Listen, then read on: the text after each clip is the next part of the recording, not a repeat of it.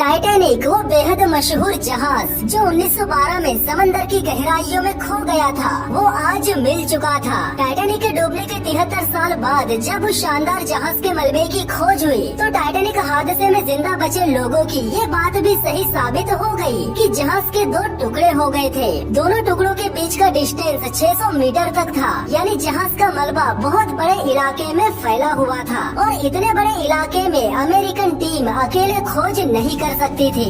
जहाज का मलबा मिल जाने के बाद अब ये कोशिश की जाने लगी कि उस जगह पर वापस जाकर टाइटैनिक के मलबे को करीब से देखा जाए। 1986 यानी मलबे की खोज के केवल 11 महीने बाद ओशनोग्राफर रॉबर्ट बैलर्ड सबमरीन एल्विन में सवार होकर उस विशाल जहाज के मलबे के पास लौटे। टाइटैनिक साइड के इस दूसरे एक्सपीडिशन में उन्हें एक नए रोबोट को आजमाने का मौका मिला जिसका नाम था जेसन जूनियर। ऐसा पहली बार हुआ था जब एक मैन सबमर्सिबल से किसी रोबोट को इतनी गहराई में भेजा गया हो। जेसन जूनियर मलबे के आसपास घूमता रहा और उसने कलर में वीडियो शूट किया जो कि बहुत ही कमाल का था। और इसी वीडियो को टीवी में देखकर टाइटैनिक फिल्म के डायरेक्टर जेम्स कैमेरन प्रभावित हुए थे। जब लोगों ने टाइटैनिक का मलबा पहली बार देखा था तब उस पर काफी कुछ लटकता हुआ नजर आ रहा था जो कि करीब से देखने पर रस्टी आइसिकल्स की तरह लग रही थी। इसीलिए रॉबर्ट बैलर्ड ने उसका नाम रस्टिकल्स रख दिया।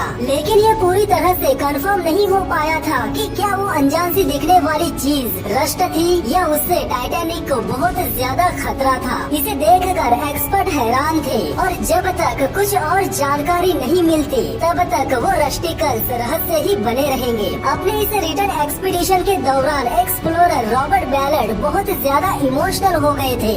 जब उन्होंने जहाज के आसपास पड़ी चीजों को देखा तो बैलर्ड को अंदाजा हुआ कि वहाँ छोटी छोटी कितनी सारी चीजें पड़ी थी। पर्सनल सामान समंदर के तल पर बिखरे पड़े थे। उन सामानों को देखकर अंदाजा होता था कि टाइटैनिक हादसे में कितने लोगों ने अपनी जान गंवाई होगी। वहाँ मौजूद सामानों में इंसानों की पहचान बताने वाली सबसे अहम चीज अगर कोई है तो वो है इंसानों के जूते। टाइटैनिक के मलबे के आसपास बहुत सारे जूते पड़े थे। अगर आप में से कोई भी इंसान वहाँ जाकर ये सब देखेगा तो यकीनन वो इंसान इमोशनल जरूर हो जाएगा। रॉबर्ट बैलर्ड के सामने दूर दूर तक काफी सारी चीजें पड़ी थी। हजारों चीजें 2 किलोमीटर से भी कम दायरे में पड़ी थी। पैसेंजर्स की उन पर्सनल चीजों के बीच मशीन के भी बड़े बड़े टुकड़े पड़े थे जो उस जहाज की पूरी कहानी बयां कर रहे थे। उस दिल दहला देने वाले नजारे को देखने के बाद रॉबर्ट बैलर्ड ने कसम खाई कि उस हादसे में जिन लोगों ने अपनी जान गंवाई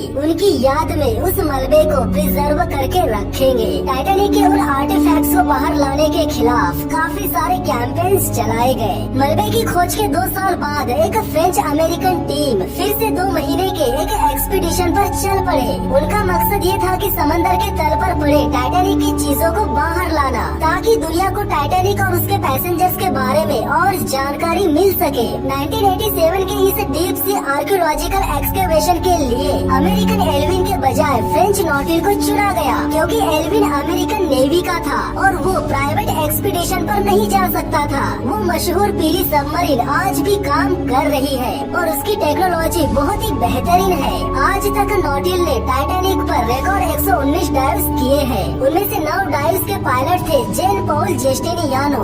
आर्टिफैक्ट्स को बाहर सतह पर लाने के लिए इस सबमरीन में कई अलग अलग टूल्स भी है जिनमें से एक है ग्रिपर आर्म्स। इसे गहरे समंदर का असली स्विस आर्मी नाइफ कहा जा सकता है। नॉटिल 6000 मीटर से भी ज्यादा की गहराई में जाकर काम कर सकता है। इन आर्म्स की मूवमेंट काफी बेसिक है। इन सब के अंदर लगी जॉयस्टिक्स की मदद से इसे ऊपर नीचे और अलग अलग एंगल्स में घुमाया जा सकता है। जिस तरह से रॉकेट पृथ्वी की ग्रेविटी को पार करने के लिए तैयार रहता है उसी तरह सबमरीन को भी समंदर की सतह तक खींचा जा सकता है। नॉटिल नाम की सबमरीन समंदर की ऊपरी सतह से टाइटैनिक के मलबे तक जाने के लिए तैयार हो चुकी थी। सिर्फ आधे क्यूबिक मीटर में बैठे 3 क्रू मेंबर्स अंधेरे में ही नीचे जाने लगे ताकि बैटरी की पावर बची रहे। नॉटिल 1 घंटे 15 मिनट बाद समंदर की सतह से 3800 मीटर नीचे टाइटैनिक के मलबे तक तक पहुंचा और तब उसकी रफ्तार थी 1 मीटर पर सेकेंड। समंदर के तल पर पहुंचने के पहले सबमरीन ने अपनी रफ्तार कम की और पावरफुल सर्च लाइट्स ऑन कर दी।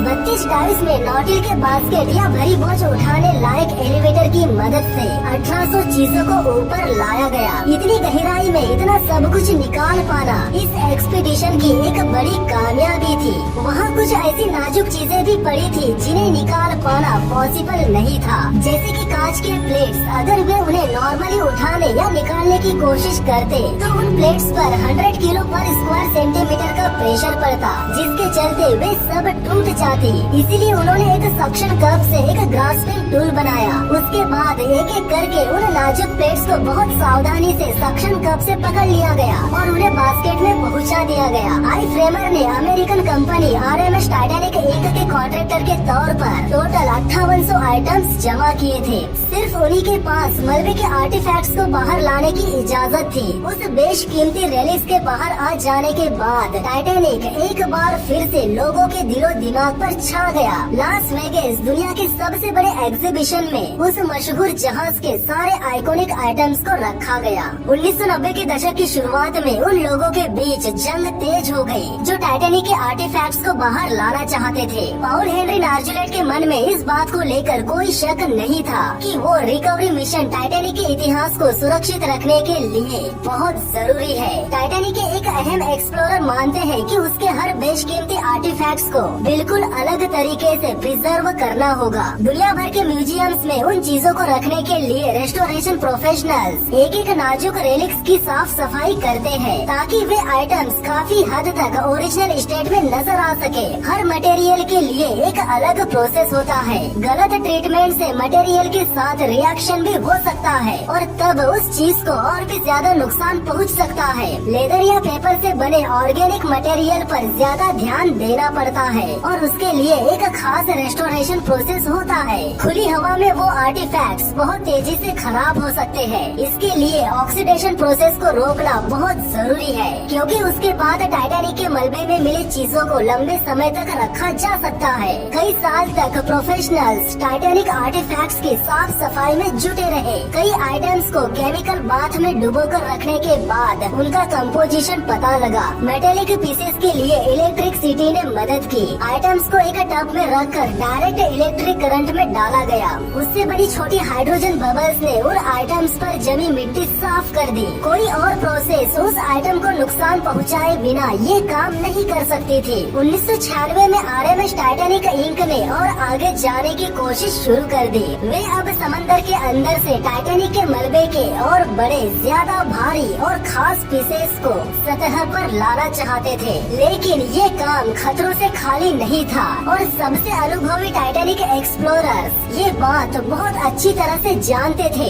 इतने टाइम्स के बीच डेब्रिस फील्ड से गुजरते समय पॉल हेनरी नार्जुलेट ने टाइटैनिक के हल का एक बहुत बड़ा पीस देखा और उसकी फोटो ली, साथ ही साथ उसका वीडियो भी रिकॉर्ड किया। बाद में उस पीस का माप भी लिया गया, जिसके बाद उसका नाम बिग पीस रखा गया। उस साइड पर इससे पहले कोई भी इतनी बड़ी चीज नहीं मिली थी जिसे बाहर सतह पर लाया गया हो। टीम ने करीब 20 टन वजनी उस पीस को केबल के जरिए ऊपर खींचने की कोशिश की, जिसके चलते इस रिकवरी मिशन पर लाखों डॉलर्स खर्च होने वाले थे। लेकिन उस समय मौसम साथ नहीं दे रहा था। हालात की वजह से कई टेक्निकल इश्यूज खड़े हुए और इक्विपमेंट्स खराब होने लगे। केबल्स टूट गए और कोशिश पूरी तरह से नाकाम रही। लेकिन नार्जुलेट हार मानने को तैयार नहीं थे। 2 साल बाद वे एक नए एक्सपीडिशन के साथ दोबारा कोशिश करने आए। इसके पहले किसी भी आर्कियोलॉजिस्ट को इस काम में कामयाबी नहीं मिली थी, लेकिन इस बार इस टीम को अपनी कामयाबी पर पूरा भरोसा था।